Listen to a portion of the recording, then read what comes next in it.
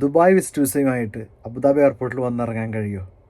ഈ ഒരു കമൻറ്റിനാണ് നമ്മളിന്ന് മറുപടി കൊടുക്കുന്നത്. അപ്പോൾ എല്ലാവർക്കും വീണ്ടും നമസ്കാരം. എല്ലാവർക്കും നല്ലൊരു ദിവസം ആശംസിച്ചുകൊണ്ട് നമുക്ക് ഇന്നത്തെ വിഷയത്തിലേക്ക് വരാം.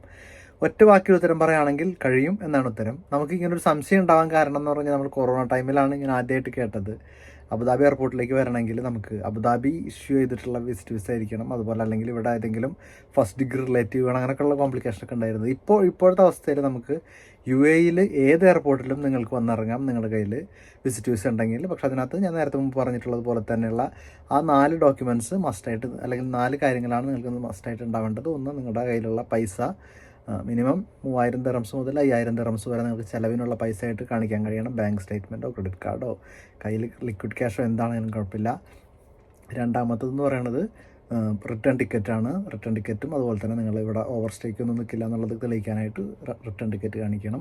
മൂന്നാമതായിട്ട് പറയുന്നത് ഹോട്ടൽ ബുക്കിംഗ്, ബാർക്കോഡോടുകൂടിയിട്ടുള്ള ഹോട്ടൽ ബുക്കിംഗ്. അതല്ലെങ്കിൽ ഇവിടെ UAE നിങ്ങളുടെ ഏതെങ്കിലും ഒരു ബന്ധു നിങ്ങളെ ഇൻവൈറ്റ് ചെയ്തുകൊണ്ടുള്ള ഒരു ലെറ്റർ അദ്ദേഹത്തിൻ്റെ ടെനൻസി കോൺട്രാക്റ്റോട് കൂടിയിട്ട് നിങ്ങൾക്ക് അയച്ചിട്ടുണ്ടെങ്കിൽ അത് കാണിക്കാം.